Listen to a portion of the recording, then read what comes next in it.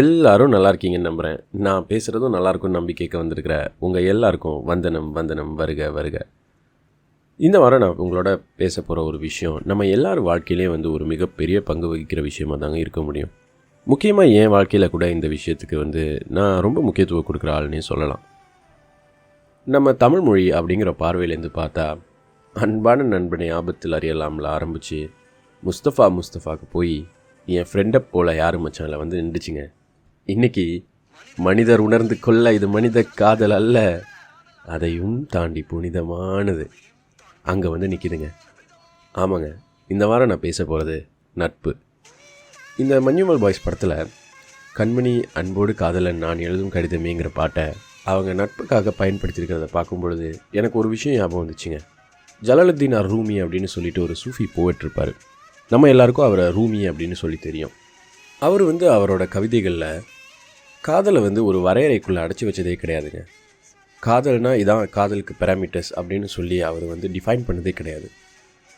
நம்ம மற்ற உயிரினங்கள் மேலே வைக்கக்கூடிய அன்பு, நம்ம மற்ற உயிரினங்களுக்கு மேலே நமக்காக வரக்கூடிய அந்த கருணை, அப்புறம் முக்கியமாக நம்ம நண்பர்களுக்கிடையே அந்த நட்பு இருக்குது பார்த்திங்களா, ரெண்டு ஃப்ரெண்ட்ஸுக்கு நடுவில் ஒரு அன்பு இருக்கும் பார்த்திங்களா, அது கூட காதல் தான் அப்படின்னு சொல்லி அவர் நிறைய இடத்துல எழுதியிருப்பாருங்க. அந்த ஒரு ஐடியாவை மஞ்சுமல் பாய்ஸில் ரொம்ப அழகாக கேப்சர் பண்ணியிருக்காங்கன்னு நான் நம்புகிறேங்க. அதனால் அந்த படம் கூட ஒரு காவியம்னு நம்ம எடுத்துக்கலாம். காவிய நட்பு அப்படின்னு நம்ம சொல்லும் பொழுது எனக்கு உங்களோட ஒரு ஃப்ரெண்ட்ஷிப்பை பற்றி பகிர்ந்துக்கணுன்னு ஆசையாக இருக்குங்க. ஆனால் அந்த காவிய நட்புக்குள்ளே நம்ம போகிறதுக்கு முன்னாடி நான் ஒரு படத்தோடு ஆரம்பிக்கிறேன். அந்த படம் என்ன அப்படின்னு கெஸ் பண்ணுறதுக்கு உங்களுக்கு ஒரு ஐகானிக்கான டயலாக் நான் போட்டு காட்டுறேன்.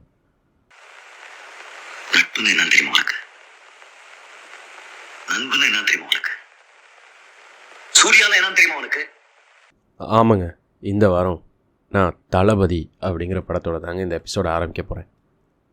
நான் 2000 பிறந்த ஒரு பையன்தான். அதனால எனக்கு சூப்பர் ஸ்டார் கிளாசிக்ஸ் அப்படின்னு சொல்கிற படையப்பா, பாஷா, அண்ணாமலை, முத்து, தளபதி இதெல்லாம் தேட்டரில் பார்க்குற வாய்ப்பெலாம் கிடைக்கலங்க. நான் ஒரு 16-17 வயசு பருவத்தில் இருக்கும் பொழுது சூப்பர் ஸ்டார் கிளாசிக்ஸ் அப்படின்னு சொல்லி தேடி பார்க்கும் பொழுது தான் தளபதிங்கிற ஒரு படம் பார்க்குறேன்.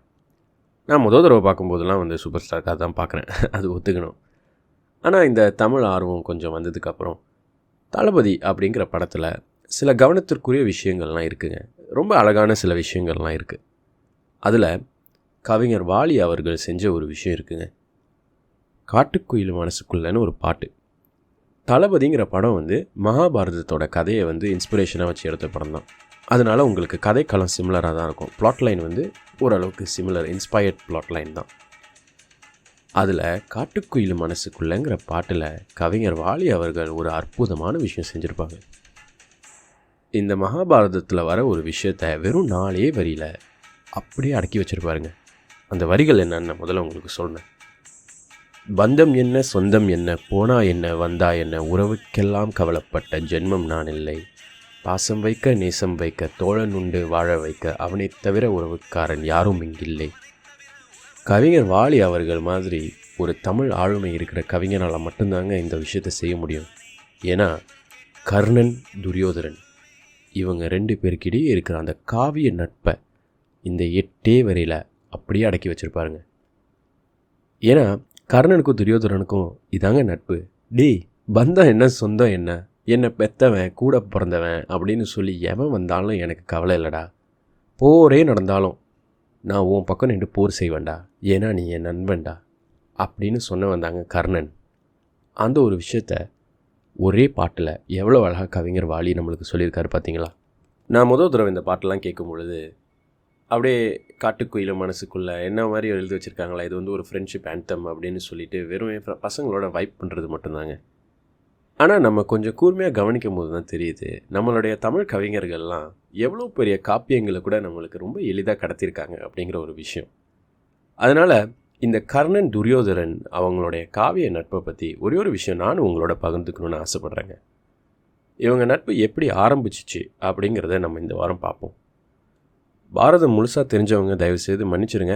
நான் இவங்க நட்பில் மட்டும்தான் ஃபோக்கஸ் பண்ண போகிறோம். மற்ற கதாபாத்திரங்கள்லாம் நம்ம பெருசாக கவனிக்க வேணாம். எனக்கும் லைட்டாக தெரியும், ஆனால் நம்ம அதை பற்றி பேசணுன்னா மணிக்கணக்காக ஆகிடும். அதனால் வெறும் இந்த கர்ணன், துரியோதரன் ஃப்ரெண்ட்ஷிப்பில் மட்டும் நம்ம ஃபோக்கஸ் பண்ணிப்போம். ஸோ ஒரு நாள் வந்து ஒரு காம்படிஷன் ஒன்று நடக்குதுங்க. இது வந்து ஒரு வில்வித்தை காம்படிஷன். இந்த காம்படிஷனில் வந்து ஒருத்தன் ஜெயிச்சிட்றான், அர்ஜுனன் அப்படின்னு சொல்லிட்டு ஒருத்தன் ஜெயிச்சிட்றாங்க. அதனால் இவனுக்கு டீச் பண்ண டீச்சர் எந்திரிச்சு, துரோணாச்சாரியார்னு ஒருத்தர், இவனெல்லாம் வில்வித்தையில் ஜெயிக்கிறதுக்கு இந்த உலகத்தில் ஒரு ஆண்மகனே இல்லையா?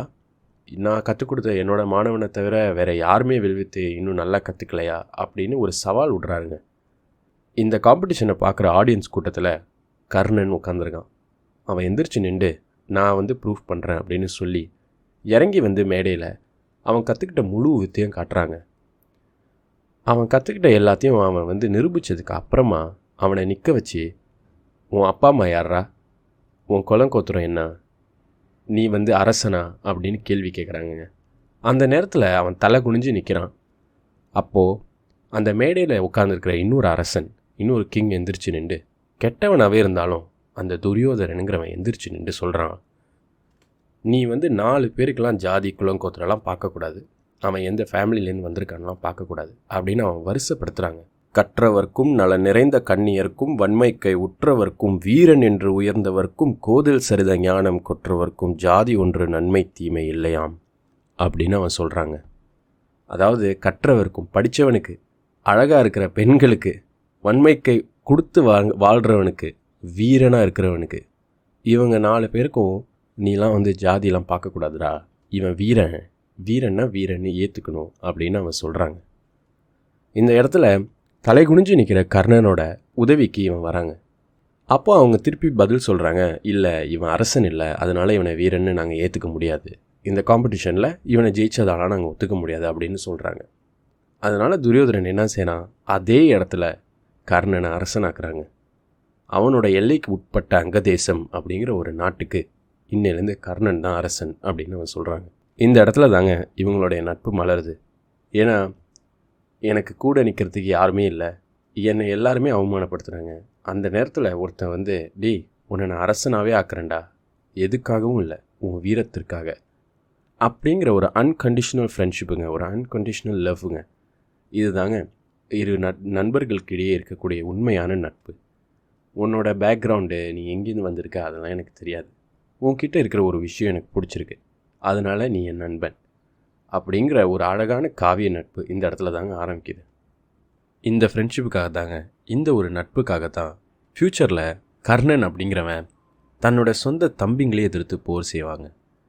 இந்த 5 பேரும் என்னோட ஓர்த்தாய் வயிற்று பிள்ளைகள் அப்படின்னு தெரிஞ்சதுக்கப்புறம் கூட துரியோதனன் என்னோட நண்பன், தம்பியாகவே இருந்தாலும் சரி, என்னை பெத்தவ அப்படின்னு சொல்லிட்டு வந்து கேட்டாலும் சரி, நான் என் நண்பன் பக்கம் தான் நின்று போர் செய்வேன் அப்படின்னு சொன்னவன் தாங்க கர்ணன்.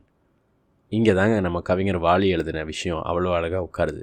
பந்தம் என்ன, சொந்தம் என்ன, போனா என்ன, வந்தா என்ன, உறவுக்கெல்லாம் கவலைப்பட்ட ஜென்மம் நான் இல்லை.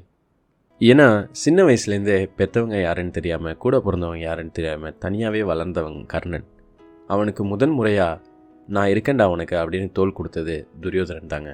அதனால தான் கெட்டவனாகவே இருந்தால் கூட எனக்கு சொந்த பந்தம்லாம் முக்கியம் இல்லை, நீ தான் முக்கியம்னு சொல்லி கர்ணன் அவன் பக்கம் நின்று சண்டை போடுவான்.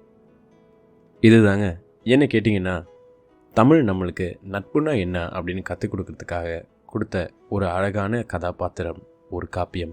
இந்த வாரம் நான் இவங்களோட நட்பு எப்படி மலர்ந்துச்சு அப்படிங்கிறத பற்றி உங்களோட பகிர்ந்துருந்தேன்.